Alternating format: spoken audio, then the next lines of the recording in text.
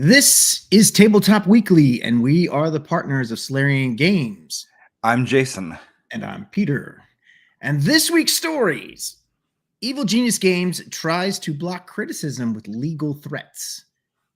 Diamond Comics Distributors is bankrupt. Cobalt Press's Monster Vault 2 coming to Kickstarter. The Sickest Witch. And The Devil in New Jersey. But before we get into these stories, like, subscribe, hit the buttons and the things and the reviews and all that. You need to, because we need it. Thank you. Yes, please. Pause Pause right now. Go do that. I'll wait. Okay, thank you. if you're listening on Apple Podcasts, that's where we want the reviews. Please, we would love some reviews. And if you are on YouTube, subscribe to us. It would help us a lot. Yeah, it does. Absolutely. So much. All right. And hey, tell other people as well. Story. So we want to do the evil hat one first? What the heck? Let's evil genius. Evil genius. Sorry. Oh, you know what? Here you got the diamond. Okay, there we go. Evil genius. You know what? What the heck? Okay, I didn't want to give them any publicity by putting their stuff up on the screen. I was going to put the you could do that. There we go. Because I think they're going for a little bit of the any news is good or whatever. Any attention is good attention. So all right. Basically, what's going on here with EGG, Evil Genius Games, egg. They got egg on their face, is what they do. So the short story is that EGG tried to get a Redditor to take down a link to an ENWorld article, not the article itself, a link to an ENWorld article, claiming it was killing his business.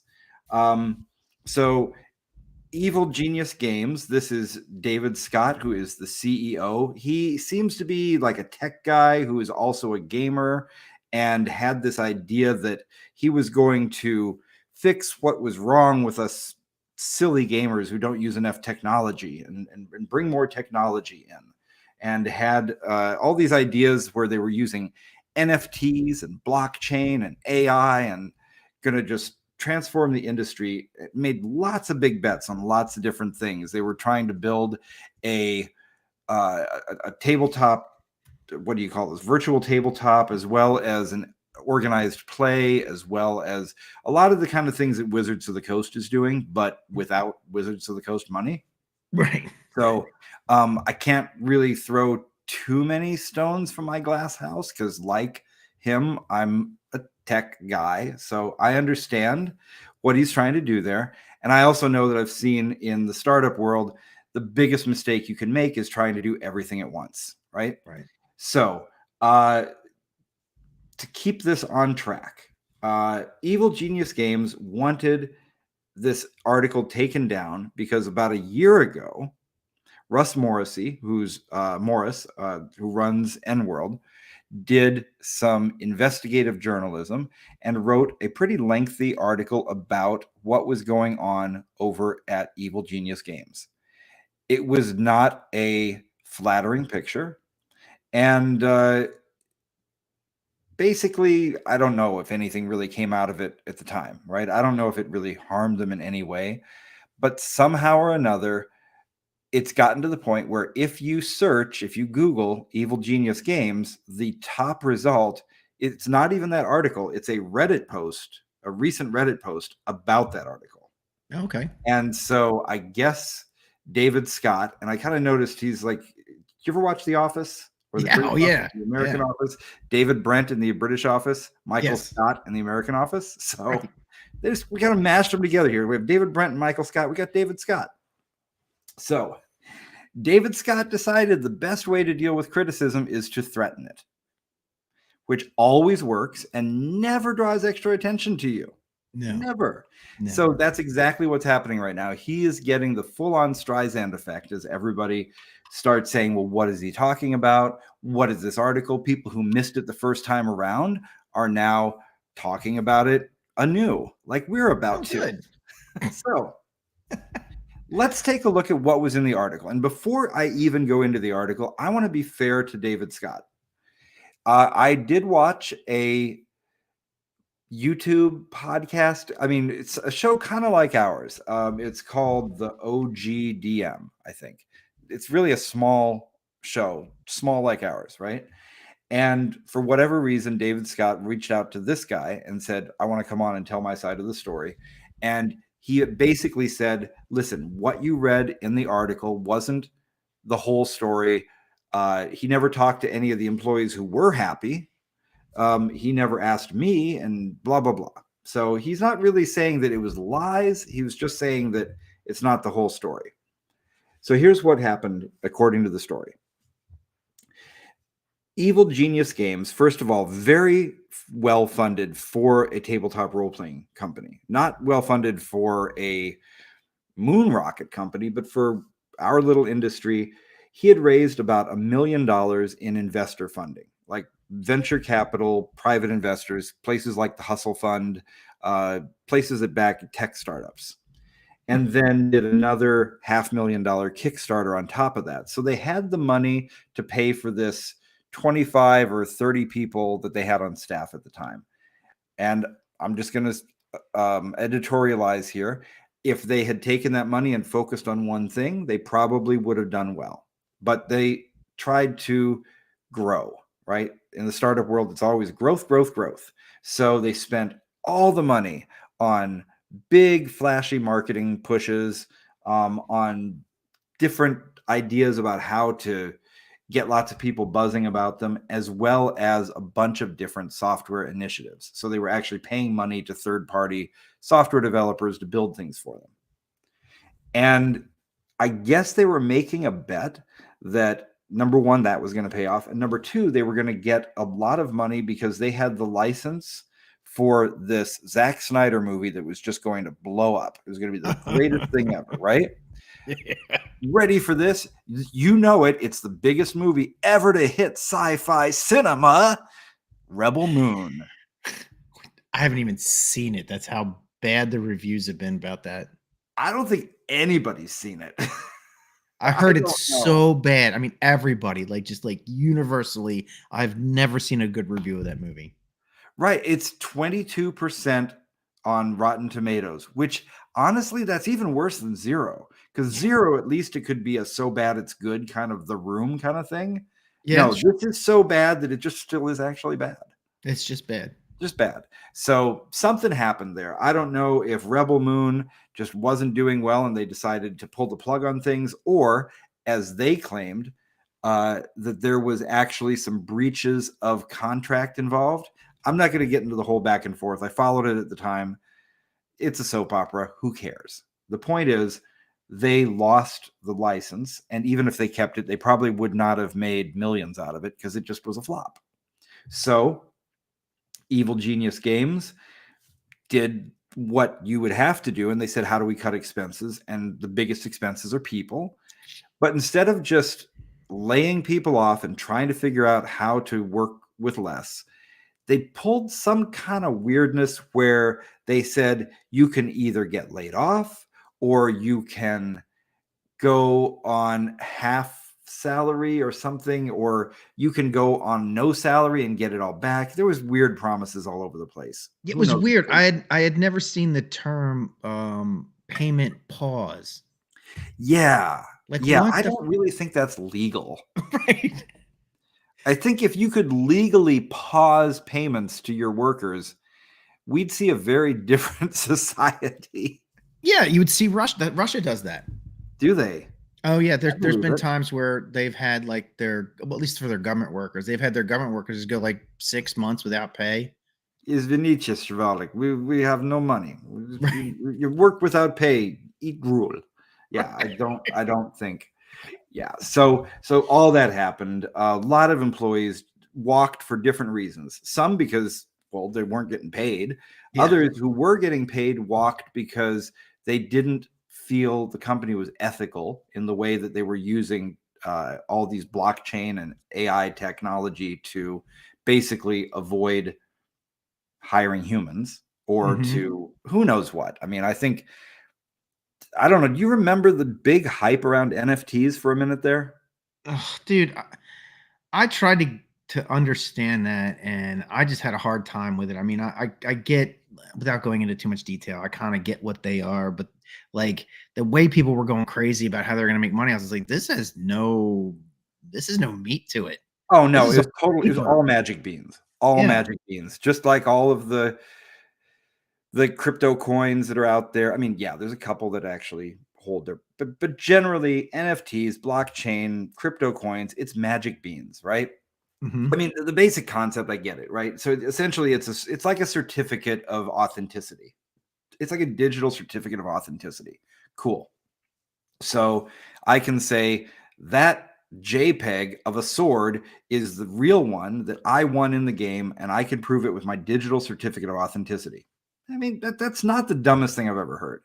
No. But it got instituted in the dumbest way you could ever imagine with all of those. I don't even remember what they were called. There were some kind of JPEGs of stupid cartoon characters that were dumb and people were paying too much for them. Oh, like the ape ones, right? The monkey Yeah, ones, that's it. That's it. The not bathing ape, but some kind of ape, right? I can't remember. It was the Dutch tulip market all over again. Yeah, right? Yeah, it was. It's just, hey, and if you guys are listening, there's a book called The Botany of Desire, which talks about 4 plants, and it talks about the whole Dutch tulip thing. If you want to understand that, because I mean, what Jason just said, it's a really cool history. If you want to understand that, I would suggest that book to learn about it. Don't go to Wikipedia. Just get that book because it's an excellent book, and they explain. Never it go really to Wikipedia if you really need to learn. If you do, but I mean, the book Botany of Desire is amazing. Yeah. You're going to spend time learning about this. Read that, and you should. It's cool. So this is where he was going to go. I mean, I think probably the best way to make a successful tabletop game company is to make really good games. But what do I know?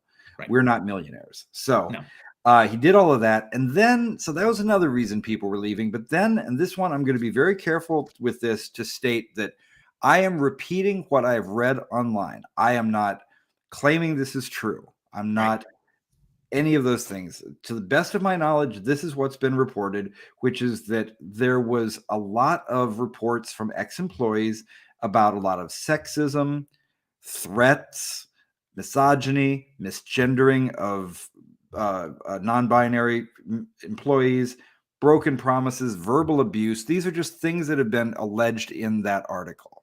So it paints them really badly.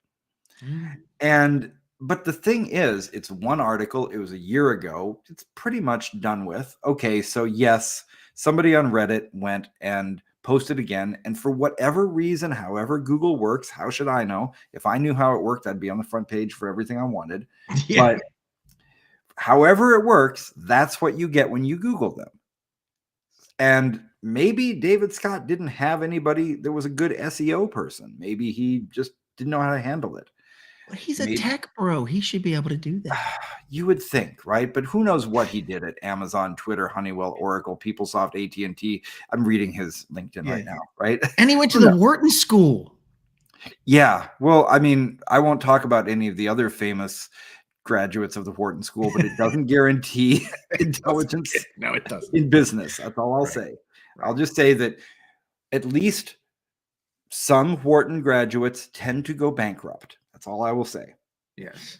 Okay. So yeah. Oh, actually, that's a different story we have about bankruptcy. Oh, hold on. Let me. I'm gonna make one statement here that get me on track. That's interesting about this. So you said they get this money, they get this influx of money, and I don't know when they decide to do software, but they decided to do a whole bunch of software stuff. And it sounds like it was early on. But you know, I'm in the Army, and my career path is part of it I work for the Army. Part of my career path is acquisitions, right? And in acquisitions, you do like risk analysis on developing like things like prototypes or developing a product or whatever. And the number one, by far, most volatile product when it comes to staying on schedule and budget is software. Software is like the number one most unpredictable thing you can develop. Its budget can shoot through the roof. Schedule can go off whack. It could not pan out the way you want it to. And it's the most likely to do that over anything else. So I started my business model with that. I've worked in tech pretty much most of my career. And yeah, there's even a really bad joke about it where somebody says, how long is this project going to take? And with I've got 2 engineers. How long will the project take? Well, it'll take a month. What if I add 2 more engineers? Okay, 2 months. Mm-hmm. You know, Right. it's just how it goes. And you know, when we started doing this gaming company thing that we're doing, we talked about a bunch of software things, and there's still some apps that are kind of sitting there I'd like to do, but right now we don't have the resources for it, and we're not going to divide our attention. You know, succeed at one thing first. If we succeed at one thing, then we can do another thing. Right. Big F, right? so essentially now it's gone to the point that he has been throwing legal threats around, and one of the things he did was sent a very bad cease and desist letter to Russ Morrissey at ENWorld from some lawyer that doesn't seem to exist. Nobody can find out about them. I looked up the name of the lawyer. I went to the bar association and I checked that lawyer's name is not even anywhere in the list for California. Who knows if he just made this person up or not? But the ENWorld has a policy, and this is not a vindictive policy. This is a cover your ass policy, that if you send legal threats to ENWorld, you are immediately banned from ENWorld. Again, this is not vindictive, because if their stated policy is that if you send us a legal threat, we will ban you from ENWorld. We will no longer communicate directly with you. I won't take your emails. I won't take your DMs. All correspondence goes to the lawyers, because that's how it should be. Right. That's where you are now. You've entered legal territory. So anything you say, again, you start having discussions with him, you could be hurting yourself like in a heartbeat by doing that. Yeah. Yeah. So they're very smart. They just say, if you want to get into legal stuff, we will do that. Here's our lawyer over here. You guys talk. You're not here on ENWorld anymore. Well, that's pretty effing stupid. If you are a tabletop game company and you need to promote yourself, the tabletop game company is all about, or industry is all about community. It really, you live or die by your reputation. And if the first thing you do is to go out and get yourself banned from the largest forum in the industry because you just couldn't help yourself, you're not a good businessman. I'm just saying. And this is another one of those cases, we've seen this with other creators before, where they overreact to a negative post or whatever. This is an overreaction to this. I mean, if you run a company and you put out as many products as they do, because they put out a lot of products, they actually have a lot of IP and stuff. Yeah. They should not be concerned with some single article. If that single article is hurting their business, I mean, if it actually is, they've got bigger problems. Yeah. If your business is so fragile that one article can do that. Right. Yeah, then maybe that person is right. Maybe you shouldn't be in business. I'm not saying, again, I don't know anything about their product. I've never played any of their products at all. I looked into the, I guess what might be their flagship product right now, which is Everyday Heroes, which I haven't played it, but I've read reviews on Reddit. I've read all the people who have played it. It's a 5e reinterpretation of the old D20 modern rules. Okay.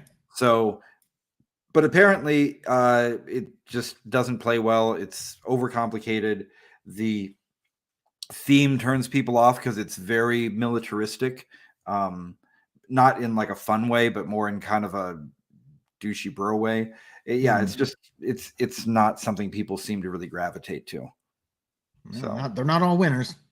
No, they're not all winners. But what they have done is they have done a wonderful job of presenting the Streisand effect as a way for all of us to enjoy. All right. Hey, you ready to, let's talk about another company doing well. Here's the bankruptcy company, not this one. This one. Yes. All right. At first, I did not think, okay, here's the story. I better say what the story is because people are listening, not just watching. This is about Diamond Comics Distribution, who has entered Chapter 11 bankruptcy. We'll talk about what that means in a minute, but who is Diamond Comic Distributors? They are a comic distributor, as the name implies. And that's actually already a big deal because they are not a monopoly, but they're in a very monopoly-like position. Oh, it's close. Yeah, it's close. So, I mean, right off the bat, a lot of people in tabletop gaming and the people who like comics, those Venn diagrams are very close to being a circle. Mm-hmm. And so already it matters. But the other thing is they own Alliance Distributors, who is, I don't know if they're the biggest tabletop game distributor, but if they're not, they're one of the biggest. Yeah. I think they're the biggest. Yeah, I think so. So the question comes down to, what does this mean for everybody, right? So first of all, they're in chapter, not Alliance. Diamond Comic Distributors has entered Chapter 11 bankruptcy. Now that's not the liquidating version. Chapter 7 is the one where you have to just liquidate all your assets. That's what happened to a certain somebody from North Carolina whose name we will not bother with. That's the liquidating version. Yeah, they took them for everything and the grits. But go ahead. Yes, and the grits. Chapter 11 is the reorg version, where you're not shutting down. You're just basically saying, we can't pay all our debts. We're going to reorganize the company. Some sort of legal higgledy-piggledy gets involved to make sure we do it in a way that's good for our creditors. So theoretically, they could survive this. But I looked up the stats. Only 10% of companies who go Chapter 11 end up surviving in the long run. The most this is kind of where companies like private equity firms usually come and snap them up and see if they can turn them around or something. But I don't know if they're a profitable enough company for them to do that, because there's a lot of other things, and we'll get to it in just a minute. There's a lot of things that are happening industry-wide that are bad news for a company like this anyway, even if they hadn't gotten themselves through, I don't know, is it mismanagement, bad choices? I have no idea. Right? It's a hard industry. I mean, being a comic book distributor has got to be an amazingly difficult industry to be in. Yeah. I mean, comic books, I think, are one of the few print media that still has a lot of legs. Tabletop games are pretty good in that respect, but everything is threatened by digital, right? Well, let me give you a little heads up on if you don't know. I mean, or for our audience, yeah. If anyone who doesn't know, the comic book industry in the United States is, it is failing badly. Manga is killing it. Japanese comics sell far greater than American comics in America now. They've surpassed them. And there's an indie company. I was just watching a video on this. There's an indie company that made this comic Bone, and apparently they're doing extremely well as an indie comic line distributor. But American comic books, like your DC and Marvel and stuff, they are doing so bad right now. They are in their worst position they've been, I think, in history, other than when Marvel was about to sell out. And from what I've read, the only thing keeping, I know Marvel, I don't know about DC, but it's probably the same. The only thing keeping Marvel alive is the movies. If it wasn't for the MCU, the comics gone. Is that? Yeah. Yeah. I mean, I guess the one thing that's good for the comics industry is that people like to collect them, but you can only collect so much, right? Right. And the Diamond distributors, they're not distributing movies, right? They're distributing the physical books. So, oops. Right. So the good news, I think there's good news in all of this, which is that for right now, as far as the comics goes, they're saying retailers can expect business as usual, orders remain unaffected, etc. For Alliance, for the tabletop, this is what we are more concerned with. Yeah. They are being spun off. They are being sold to a Canadian company. I think it's called Universal. So I'm not worried about Alliance going bankrupt or going out of business right now. The only thing is we don't know how it'll change. Like, how will their policies change and everything else when they become part of the new company remains to be seen. Right. Diamond claims that Free Comic Book Day will continue, but on their site, there's a little language, kind of weasel words in there saying, we want to, but if we can't, here's what we'll do, and all those kind of things, right? But the thing is, overall, I made a list of some of the headwinds they're facing, right? So you brought up all the things about the comic industry in general having trouble. So there's that uncertainty around the industry in general and the future of distribution specifically. The pandemic did a lot to hurt brick and mortar. A lot of comic book stores and friendly local game shops sadly had to close as a result of it. Online sales have been digging in the whole time. I think the pandemic only accelerated that. And then you have digital distribution because you can get the comics and the games as PDFs. And then the other thing, we're about to get hit with another big, if this really happens, which is that we've been promised some big tariffs. So right now, the current promise or threat, however you want to look at it, is that books that are printed overseas, which currently they have a tariff of 7.5%, meaning that, if we order we get our book printed in China and it costs us $5 to make it, we're going to pay 7.5% on that $5, and then we mark it all up to the final retail price. They're going to raise that supposedly to 100% tariff. So that's crazy. Now, to be clear, if you're selling a $40 book, you probably paid $5 to manufacture it, and then all these other costs come in, and then you turn over. The way the economics work is a $40 book on the shelf was sold to the store for like $22. The distributor got it for $20.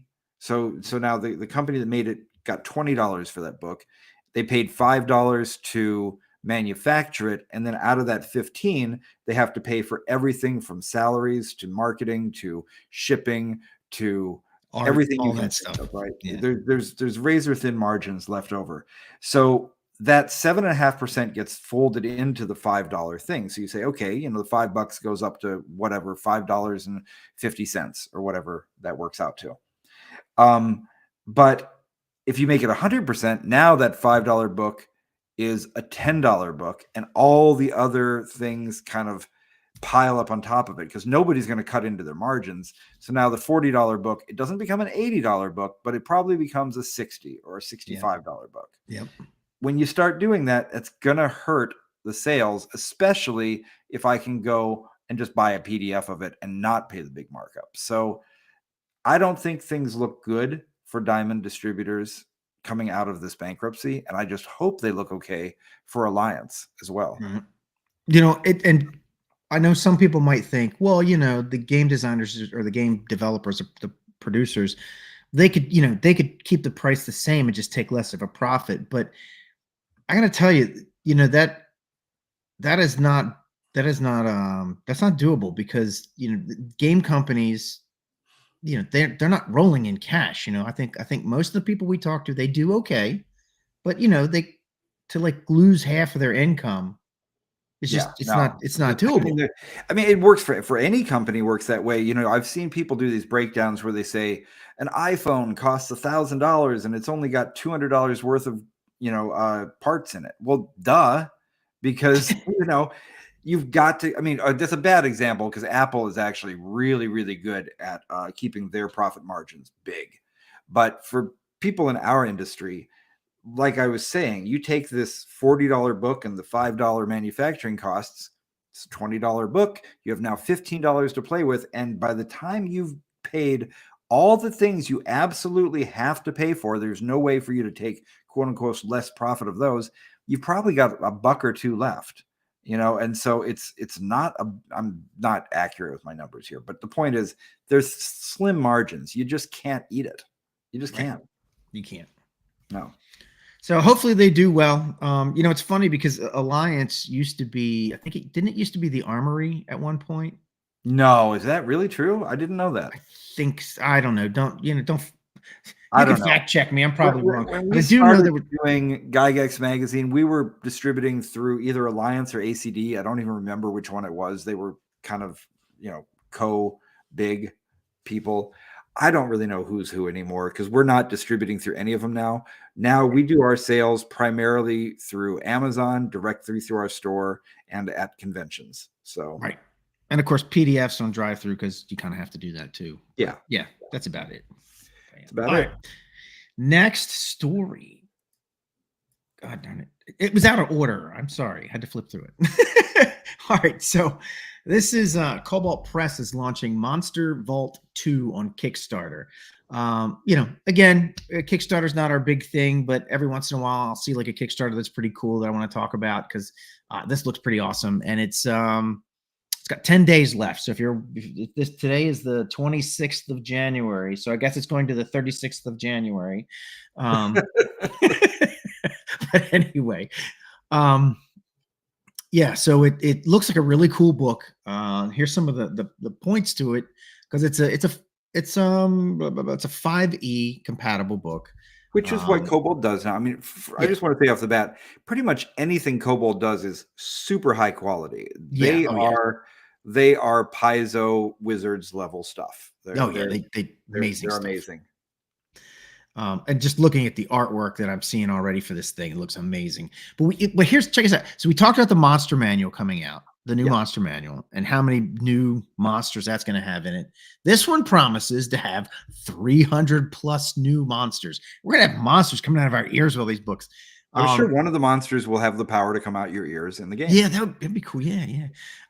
So they have the stuff from Tales of the Valiant, which apparently is sort of like you have 5th edition, you have Pathfinder, and you have Tales of the Valiant, which is like right in that same kind of family where it's D&D adjacent. It's its own kind of own system thing, but it's its own whole thing. They got a whole bunch of books for it. Because I was like, I feel bad. I never heard of it. I checked it out. I was like, man, this is a whole thing. But yeah, so it's aimed at GMs who want extra tools for building encounters and increasing challenge ratings. Now, here's what I like most about it.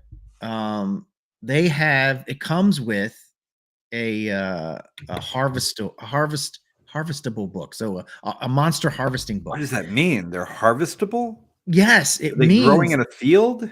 No. It means things like, let's say you kill this creature, and its spleen is worth a lot of money because there's an alchemical component to it. So like killing a monster, it's not just killing a monster and getting, whoa, hello, where'd he go? All right, well, I'm going to keep going. We lost Jason. He'll jump back in a second. But yeah, I like that stuff because you're not just killing a monster and getting treasure and experience points. You actually can like do cool stuff with it. Hey, cut off this unicorn's horn and they use it for this. I can sell it just for that, and sell the hooves for this, and sell the hair for that. That's pretty badass. But yeah, so they have a bunch of monsters for this harvestal, and then there's a field guide. That's a field guide. Hold on one second, everybody. Ooh, where'd he go? I'm not seeing him. Jason says he should be back in, but I'm not seeing him. Hang tight, everybody.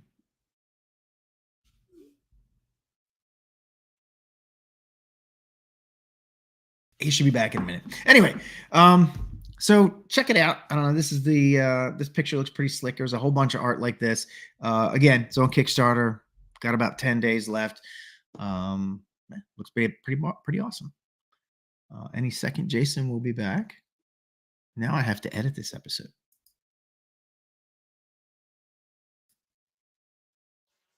There he is. There we go. Okay. Sorry about that. I don't know what happened. I had a reaction to the harvesting thing, and I feel like I got kicked out. I think the video didn't like me disliking that. No, all right. So go ahead. Let's talk about that because I like it. I like it, and you don't. No, I mean, I like it a little bit, right? Like I like the basic concept. If you said something like maybe a few of them, I don't know, maybe as a small thing, right? But to make it a mechanic and a core thing, it's just so World of Warcraft. Oh, really? Okay. So you mean like going out and getting components for grinding and all that? Yeah, I don't know. That just seems like such a video game thing to do, to be like, you've killed the monster, now you can take its spleen or the Legend of Zelda or whatever it is, right? I mean, it just seems like that's such a video game trope to do that I think I'm just being snobby here or something. It just I don't like it. I don't like it. All right. Well, I do. I think it's cool, but whatever. It's all right. It's all good. Yeah. All right. So let's talk about The Devil in New Jersey. Let's go to that. There you go. Uh-oh, I lost your volume. How about now? You got me back? Yeah, I got Okay, you. I pressed the mute button. Oh, it's all kinds of technical stupidity here. We have got some cool. We got 2 different horror books to talk about that we picked up at Page this weekend. I'm going to show them both right now. I'm going to show The Sickest Witch and The Devil in New Jersey. I'm going to start with The Devil in New Jersey, and we're going to get back to harvesting with The Sickest Witch because I'm going to completely change my tune and be a hypocrite when I say how it's cool in that game. All right. All right, good. Do I contradict myself? Yes, I do. I am multitude. I contain multitudes, whatever it is. All right. So, The Devil in New Jersey. This game, first of all, this game, well, it doesn't come with a soundtrack, but the Kickstarter had a song specifically written for it. It was so kick-ass. I have to make sure I get the name of who did this. This music's by Gio Colazzo, who's the co-creator of the 3-2-1 action RPG. Let's hear that music. All right, so I'm gonna start you kind of in situ on the music because there's a bit of a Let's hear some of this music for The Devil. This is your doom, meet the golden state, you'll meet your doom. Blind by the cemetery, the gates to hell after your banners, a truth you never tell. Beware the devil, the Jersey devil, beware the devil, the rich devil, the Jersey devil, and the prison designed to I think we got it. So I mean, I think so. That totally sets the tone. I mean, you see the artwork. This thing, it's filled with amazing artwork, and I'm shocked that this is in just digest saddle stitched form because it's just so high quality. Not that I love the zine style, right? But you usually do not get this level of quality in a zine. So this is the 3-2-1 action role-playing system, and this is a slight variant on it, which is now called the 3-2-1 horror role-playing system. Oh, okay. This is Hambone, John McGuire. We've had him on the show before. We're big fans of everything that these guys do. They also do the Vintage RPG podcast, which you guys should check out. And so this game system, very, very simple. You've got a D10 primarily. You've got a set of stats that are it might be a little bit different in the horror one, but you have things like action, brains, brawn, charm, cooler, guts, the usual things. And your stats are anywhere from a 2 to a 9. And when you want to do something, you roll the D10 and you roll under. If you get under your stat, you succeed. That's pretty much it. Very, very simple. And then you have you have changes, right? Modifiers to those kind of things. So nice, simple game system.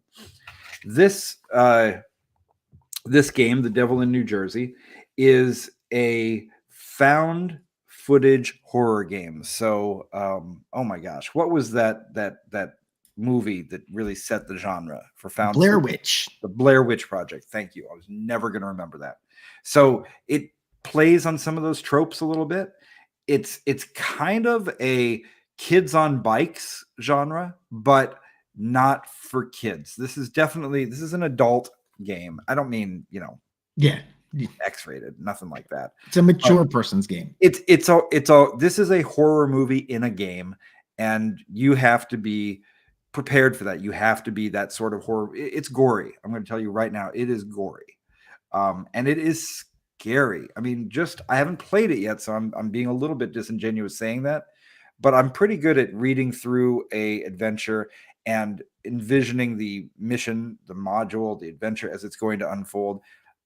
I'm not ashamed to say I got a little scared reading this. It was good. I don't want to give away anything in the plot, so I will avoid. Too bad, because there's some illustrations in here I really want to show, but I think there's spoilers for it. Yeah. But I'll just say I have not seen illustrations like this in a game book before. And I think this would make a great movie. So it's, like I said, it's got a little bit of the kids on bikes. It's set in 1993 near the Pine Barrens in New Jersey, spooky, spooky woods, where this is real. In real life, there has been, the Jersey Devil is one of those cryptids that has been around forever. Going back to the 1700s or maybe earlier, right? I had books when I was a kid that talked about the Jersey Devil. It's just a great myth, or maybe it's real. We don't know. And they've put a adventure around the legends of the Jersey Devil in the Pine Barrens. So you're playing high schoolers, and you find some footage of other high schoolers who had been lost in those woods, this old video camera. And it's kind of clever. You, instead of getting a map, you've got the video camera, and you kind of watch the tape. I mean, not in real life, you don't get a videotape, but in the game, your characters get the video camera and they're watching the tape, and that's what they have instead of a map. Which I think so they got to follow the video as they go down, and they say, "Oh, they turned here, so we have to turn here." Yeah, you kind of try to like get your clues from what you see on the tape. Nice. And there's so much more I want to say about the plot, but it would say nothing else. Spoilers. It would all be spoilers. All I can say is this would make a great movie. I would absolutely watch that. The one thing I'll say about it is that when you pick up this game, which just pick this game up, because it's like $15. Here, hold it up again. Back. This one here, The Devil in New Jersey. So the only thing I'll say is, and here's the back. So yeah, if you're listening, this is a black and white zine with very dark horror kind of themed artwork, a couple of punk rockers on the front, and you can see on the back there's a missing persons flyer on, and some kids going into the dark woods. Right. The only thing I'll say is that when you pick this up to run the game, make sure you read through it really carefully, get to know the story well, because the writing is really good. And the trouble with really good writing is you could easily fall into the trap of just reading that to your players, because you just like, hey, it's written so well, I'll just read it. That probably wouldn't work. You don't want it to just be story time, right? You want to actually be there with the players. So make sure you know the story really well so you can say it in your own words as you go through it. Okay, how long do you think this would take to run? What does it look like? I think you could run this in a 4-hour session if you wanted to do this at a convention or as a one-shot.